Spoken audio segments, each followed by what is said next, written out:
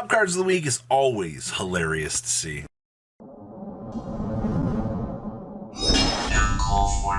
Don't be like the 37.6% of you that have not hit that subscribe button. Hit that subscribe button today. Alright, so the Friday Finance is out here, and we've had hilarious buyouts over the last week. Between Crossout Designator, it's been a crazy week here. And of course, hype for banlist season. So what's going on here? Alright, so Crossout Designator got revealed. We already know all that fun stuff. Access code talker went boopity pop with no reveals this week. Easy stuff. So, number 10 this week is Hermetic Seal of the Heavenly Spheres. If combo decks in general are expected to get more powerful, then Dragon Link is a natural place to start. To be fair, I'm actually kind of surprised that this was number 10 this week. Dragon Link has done nothing to go like tipsy-topsy, push up at any sort of the way here, but I guess as a potential as we head into the next ban list here, if you're really worried about everything else collapsing around you, I guess Heavenly Spheres is a safe checkout point, at least to maintain some sort of semblance of a format here. Number 9 here, shouldn't surprise anybody here, as Lightning Storm. Now remember, Lightning Storm did not get the reprint in the 10s. It's almost like it just got a reprint right now, which means that people going to King's Court, they're picking up copies of this thing at $40. So I guess it understands like that not reprint threshold here, but it's not necessarily a budget option. And unfortunately, yeah, these were underneath $40 for a very long time. And now to see these crews controlling it, a market price at $43. It's not a super high notch up here, but I don't foresee that price going down anytime soon, because until we get another reprint on this card to help re-push down the price, you're going to be looking at, unfortunately, as we're heading into the regional season here, you're looking at $120 for a side deck set of Lightning Storms if you opt to play them. So, people just getting ahead of the curve, I guess, here. Number 8 down here is really frickin' Solemn Strike. Are you kidding me?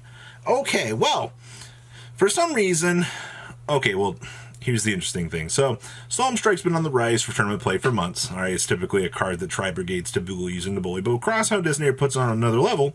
Generally, when you're playing Designator, you want to chain it in response to cards, so you're guaranteed to disrupt something, but if you preemptively use it to try to stop a counter trap card that you think your opponent has, that's fine, but that means that I'm going to have to play Solemn Strike in my deck, and 95% of the combo decks don't have room for this. That's why they're playing Designator Stop things. I can tell you that I don't think the Designator is going to be on their mind as something they want to preemptively hit, when they would rather hold it as something reactive versus, you know, stopping something that could possibly happen. But that's just my 2 cents there. I don't think that that feels correct whatsoever. Now, this one's interesting down here.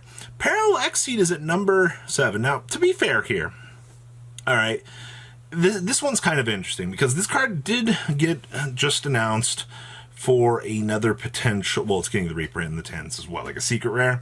So also, like, the commons are 62 cents, man.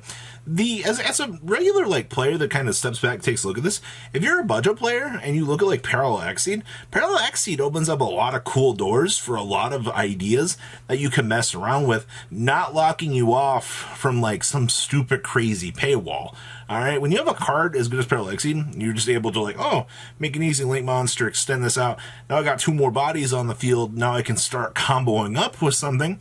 That makes sense. Alright, so when budget players do look at videos like this and look at these expensive cards and like, oh, well, you know, there's not alternatives.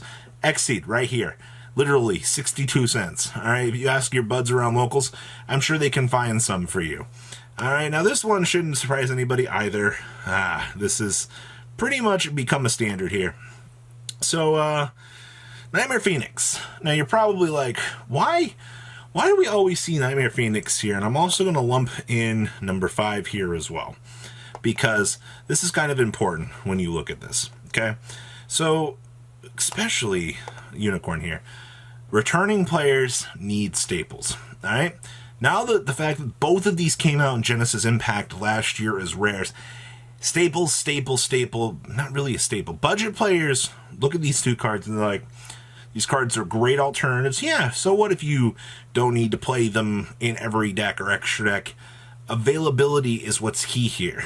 All right, literally, like even down to like Unchained or something that wants to mess around and have other options available to them.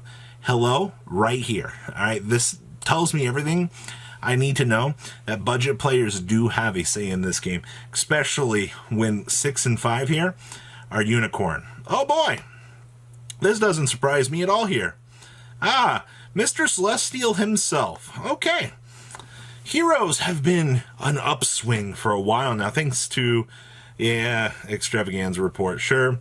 But we have Destroy Phoenix Enforcer coming soon at a burst. All right, so Celestial broke top 10 3 weeks ago and is now back at number 4 this week, considering the fact that we are literally, how long? Like a month-ish, 6 weeks away from the release of Destroy Phoenix Enforcer. Players are getting psyched up for this, and I mean, to be fair, like, at most are like dollars right now. I mean, you only need one right now. This and Dasher. Problem is, Dasher's a lot of money, so you're not going to see Dasher getting crazy things here. But once again, on the flip side of things here, you have people that are playing the market here with this going, ooh, penny stonk, me likey. So, something else here. Now, this is the dumbest thing ever. Okay. So a little background in case you don't follow Yu-Gi-Oh! Overseas. Maxi's been legal for the OCG for a while now. So with Crossout Designator being released in the TCG and a ban list rotating in early October, does that mean that Maxi will be legal again? Nobody knows for sure, but buyers are clearly betting that Maxi could make a comeback, buying hundreds of copies to stay ahead of the curve. The common structure deck went from $12 to $16 in an instant and may continue to rise. Now, so many people love doing this. I swear, every ban list, somebody finds some Crayola Crayon reason to go, ooh, Maxi, this is the list. All right. So many conspiracy theorists for Yu-Gi-Oh! Are like, oh my God, like, it's time, guys, it's time. Buy your Maxis, and the card inflates, and then everybody starts unloading them back into the market. No, I don't, not this time. All right. But, in market, you do you. Fusion Destiny is back at number 2 again this week for some reason. So, this confuses me because these were bought out long ago. Whew, straight to the moon, okay? We saw this, but I thought that the card had cooled off and to the point that we wouldn't see it do anything crazy right now, but it looks like it's topping back up. So, once again, if you're somebody that's interested in this stuff, you're going to need a Dasher, you're going to need a Celestial, and then you're going to need 3 Fusion Destiny. And that's combo, ladies and gentlemen. You're good to play Yu-Gi-Oh! For the next couple of months, effectively. Now, I know that not all decks will play this versus Dragoon, but truthfully, I see Sword Soul packing in this package because at the end of the day, they can still do what they want to do. They'll end on double Synchros and a Destroy Phoenix Enforcer. Seems good to me. All right?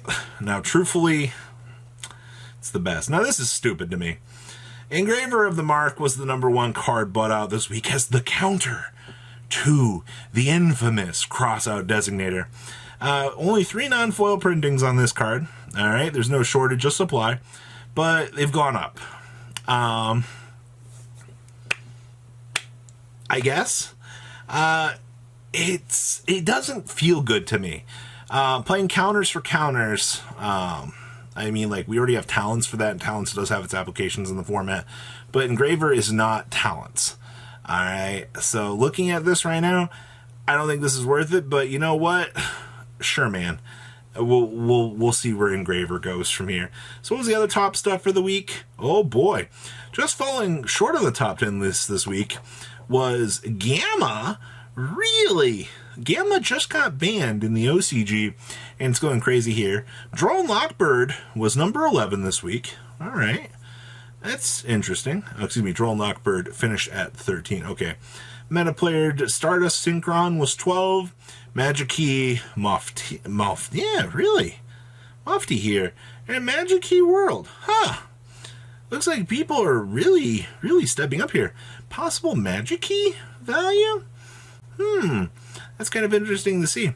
So, what do you guys think about the top cards of the week here? Am I really surprised? No, but god dang it.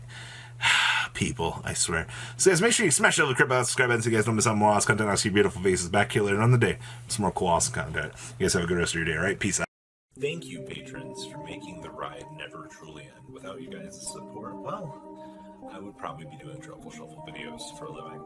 Guys, please check out VanCole40 for all of your Cardfight Vanguard content brought to you by MCole40. And if you are looking to pick up singles, check out mcolegames.com for your trading card game needs. Thanks for watching, everybody.